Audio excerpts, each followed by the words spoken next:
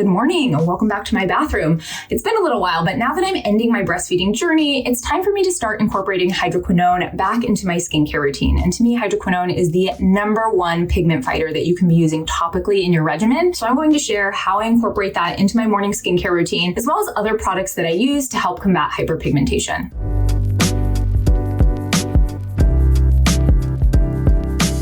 If you're new to the channel, welcome. I'm Dr. Sam Ellis. I'm a board-certified medical and cosmetic dermatologist in Northern California, and I'm really here to help you understand your skin and find products that work for you. So if that sounds good, definitely give this video a thumbs up. Don't forget to subscribe to the channel, share it with a friend, and I hope you enjoy. This video includes a partnership with Apostrophe, and I'm a huge Apostrophe fan in case you're unfamiliar. It's an online dermatology service that connects patients with dermatologic care so that they can get prescription medications for common dermatology concerns like acne, rosacea, hyperpigmentation, or melasma, as well as cosmetic concerns like fine lines and wrinkles. I've discussed this before, but as a dermatologist, I want as many people to have access to dermatologic care as possible. It's the whole reason I started my social media and my YouTube channel was to educate and help people help themselves. So having an online service like Apostrophe, which expedites and facilitates dermatologic care for people who cannot be seen in person by a dermatologist, is huge. I'm just gonna get ready here to start my skincare routine, but sometimes I get the question, well, like, okay, you're a dermatologist, why are you using Apostrophe? And the reality is, I'm not gonna recommend something unless I have used it and fully understand it from beginning to end. And so I went through the entire Apostrophe system. I did their entire intake. They got my medical history. They asked what I've tried before. They got photos of my face so they could see what I was struggling with. And I've used them in the past for acne and assessing my skin during my pregnancy. And then hyperpigmentation really became my issue. And so I went back through the process. I reconnected with my dermatology provider, let them know what new concerns I was having. And that's how we pivoted my routine to what it is today. If you've been considering Apostrophe or you want to try it, I definitely encourage you to give it a go. You can use my code Dr. Sam Ellis, which gets you your first online consultation for just $5. Let's get into the routine. I'm going to start with the cleanse. So not everyone needs to cleanse their face in the morning. It's something that sometimes I'm in the mood for, sometimes I'm not in the mood for. Today I'm in the mood for it. I'm going to go in with the cleanser from my brand, Prequel. So this cleanser, a moment for the chrome. We've called it a glenser because it is 50% glycerin. And glycerin is a humectant. It helps draw water to the skin's surface, but it also helps protect your skin throughout the cleansing process so that you're not stripping away the natural fats or lipids that keep your skin nourished and supple. So I love using this morning and night. That. Oh, that's good. I'm just gonna get it wet here because it's so gentle, right? So like if you're craving a morning cleanse, but you're worried about your skin getting too dry from it, this is great. I also love it for like my patients who have acne or something like that because their skin tends to get dry from the treatments that they're on. But same thing for melasma and hyperpigmentation. Oftentimes we use things like retinoids, which can dry out the skin. So having a gentle cleanser moment in your routine, I think is super, super important. So just gonna kind of massage that in. Definitely no eye sting with this. So I do like to go around the eyes just to capture maybe any makeup I didn't get off the night before, any little eye boogers, those kinds of things.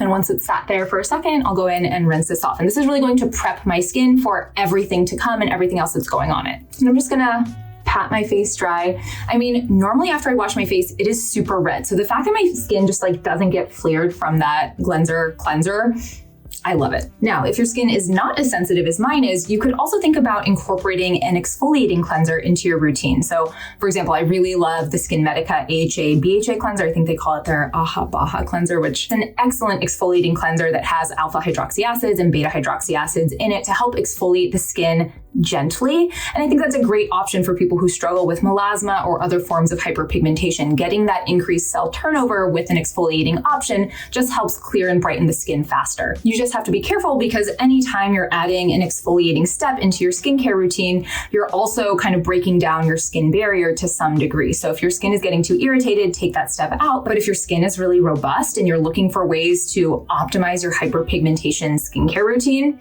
add an exfoliant in. Anyway, now my skin is totally clean. It's ready to accept anything I'm going to put on it. And I'm going to go in first with my Apostrophe Hydroquinone. And this is Hydroquinone 6%, which is a really common concentration that's used to help fight hyperpigmentation and melasma. And you might be going, why are you saying hyperpigmentation and melasma? Aren't those the same thing? But melasma is sort of a very unique form of hyperpigmentation, and hyperpigmentation more generally just means increased pigment in the skin. So probably the most common type of hyperpigmentation that I I see in my own practice is post-inflammatory hyperpigmentation. So someone has inflammation on their skin, often caused by an acne breakout, and that acne blemish is long gone. It's totally healed, but it's left behind a dark mark on the skin. And the more melanin rich someone's skin is, the more likely it is to leave behind a dark imprint where they've had inflammation. And so using something like hydroquinone in your skincare routine to help resolve that pigmentation faster can be super helpful. And hydroquinone, in my mind, as well as like the mind of probably every single dermatologist out there, is that it is the gold standard treatment for hyperpigmentation when it comes to things that are available in topical form. It works as a tyrosinase inhibitor, so it inhibits the production of melanin within the skin. And the only reason we don't recommend it during pregnancy or breastfeeding is there is some evidence of systemic absorption. So when people are pregnant or breastfeeding, we just don't take chances with that. And that's why I waited till I was at the end of my breastfeeding journey before I could incorporate this back into my routine, even though I have been wanting it in my routine for so long. So I'm generally a fan of putting your medications as close to your bare, clean skin as possible, unless you've been instructed otherwise. So I'm just gonna take like half a pump. You do not need a lot of hydroquinone, and I'm really gonna focus it where my melasma patches are. So this is my biggest melasma patch right here. It very conveniently sits kind of like in the contour of my cheek, so you have to kind of be up and flat to really see it, but it bugs me so much. I have some on this side, and then I definitely have some on my forehead, and occasionally the melasma mustache comes back. So I am just gonna kind of distribute it there. I'm gonna focus it mostly on the cheeks to start, because that's where my biggest areas of hyperpigmentation are, but we're definitely gonna go in through here and through here. And another question I get about applying hydroquinone from my patients is like, do I spot treat or do I treat kind of the whole surface area? And that really depends with what kind of pigmentation you have. So for melasma, I sort of recommend area treating.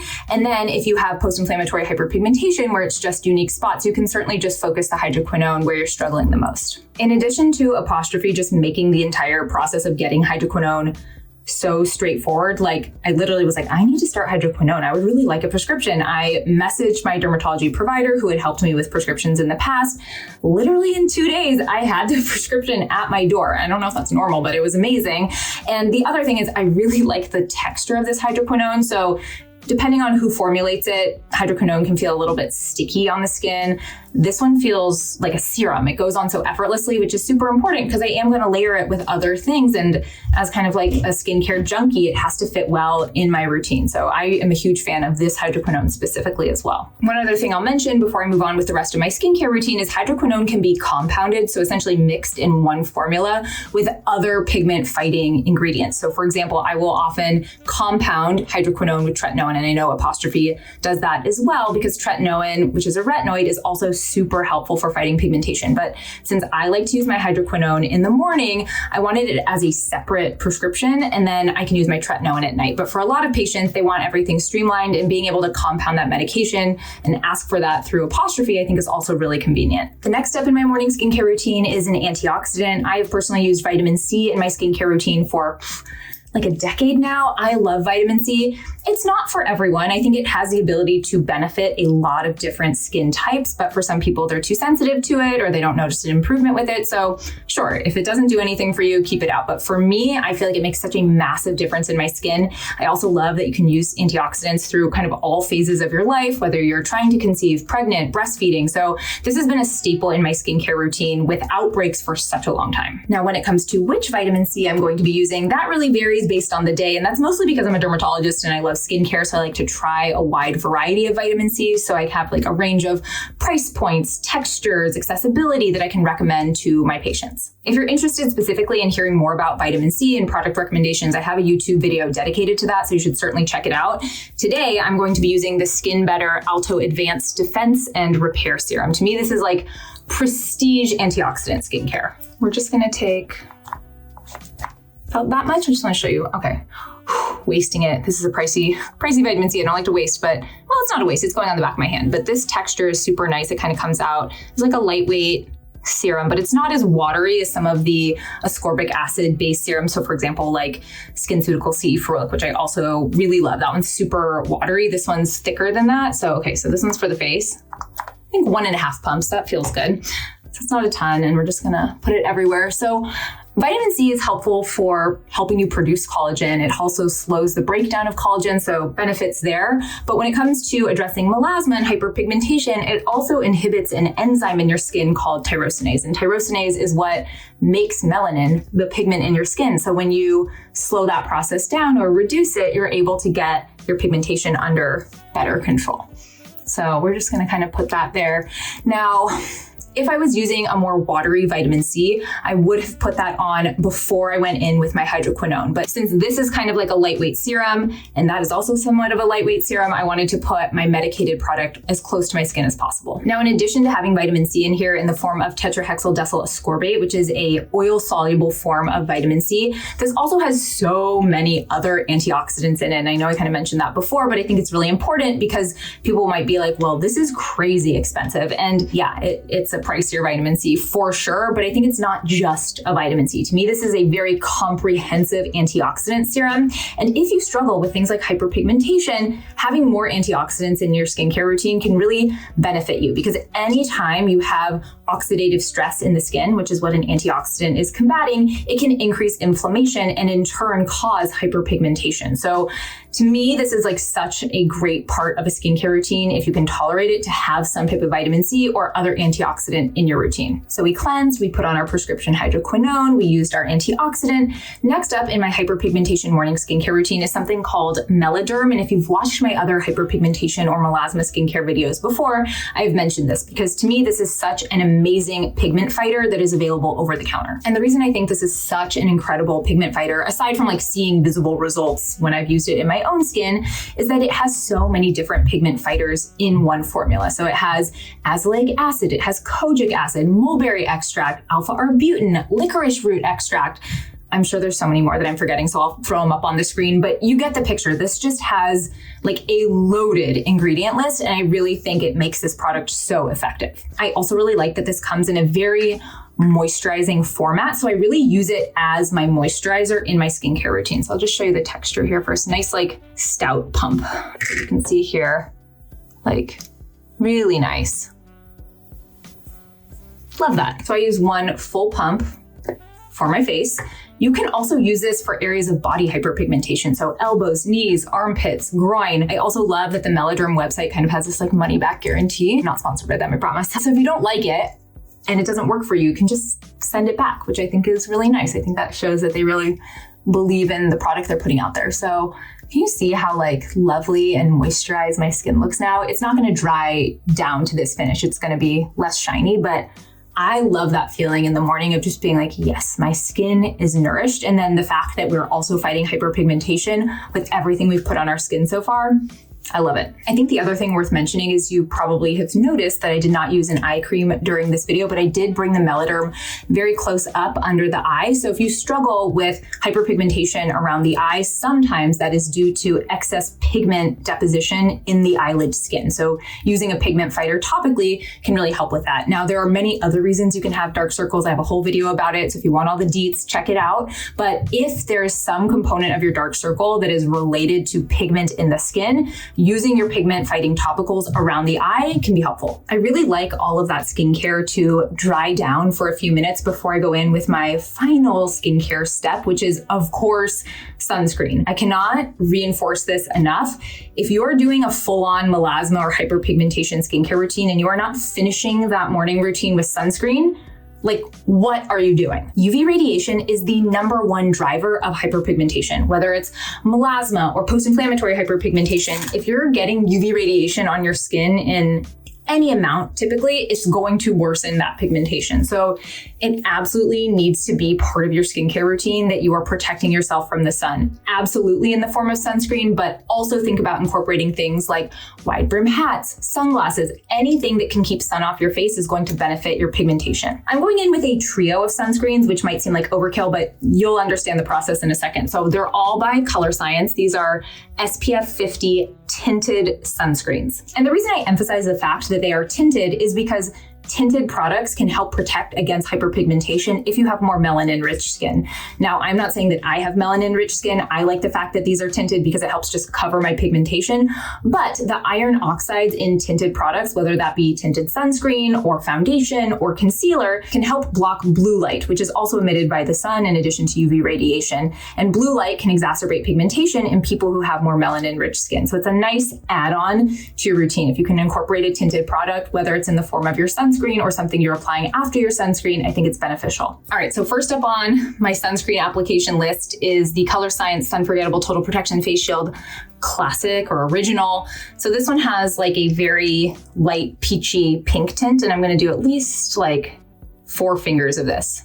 I want like a full sunscreen application with this alone. And then the more tinted Color Science products, which we'll go on afterward, are just like a booster. Now this happens to be an all mineral sunscreen, but I don't think if you have hyperpigmentation or melasma, you need to use a mineral sunscreen. I feel like that is such a false claim that's made out there. You can use a chemical sunscreen if it works better for your skin. I use all the different ones, like whatever. So you can see initially you're like, that's kind of pale, but I'm putting this over my entire face. Gotta be careful because we're wearing white. I have a YouTube short from, gosh, maybe a few years ago now. And it's like how a dermatologist puts on sunscreen. And this is the sunscreen that I'm applying in that video, but it has like 2 million plus views. We're just rubbing that in. We're going over the eyelids, really making sure we're getting all the way out to the periphery of the face. I'll end up putting more on my neck afterward when I'm not in a white shirt. All right, so that rubs in to me so beautifully. Initially, it looks like it's going to have a white cast, but none on my skin. I think it's gorgeous.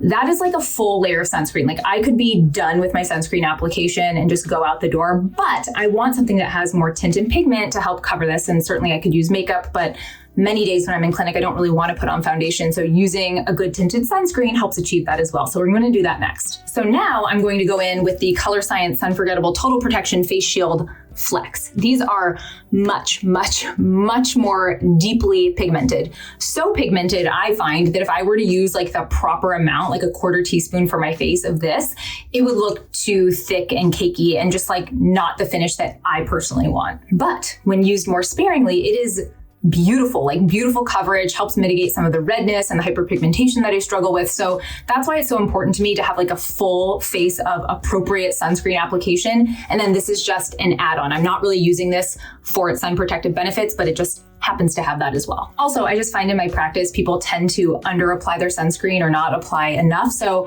a second layer never hurts. Now, the reason I grabbed 2 of these is because this comes in a fair tone, a medium tone, and then there's some deeper tones, which are too deep for me. But the fair is too light and the medium is too dark. So I like to kind of mix them 1-to-1 or kind of play with the ratio depending on how tan I am or how much of a fake tan I have going on. So I'm just going to take, you'll see it's not a ton, like a good, one of those. I think we're at a 50-50 blend these days. So it looks white coming out of the bottle, but there's little pigment spheres in here that will kind of burst when you put it on. So first you're like, ooh, that's a problem. But as you can see, the pigment starts to come. And we'll just kind of work this into the skin for a second.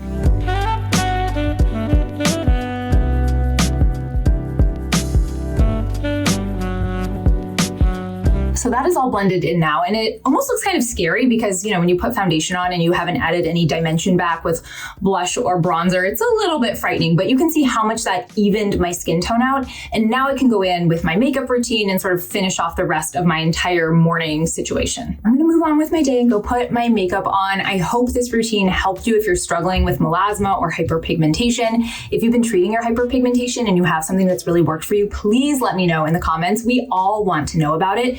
Don't forget, you can use my code Dr. Sam Ellis to get your first apostrophe consultation for just $5. Thank you so much for being here. Don't forget to like and subscribe, and I'll see you next time.